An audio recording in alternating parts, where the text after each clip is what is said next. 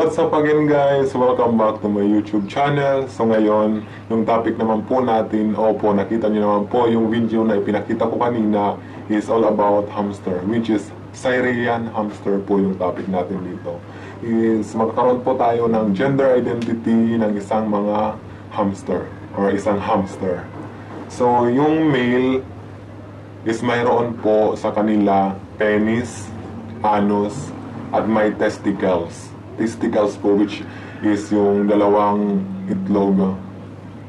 Tsaka yung female naman po is may nipples, vagina, at anus din. Parehas din sila.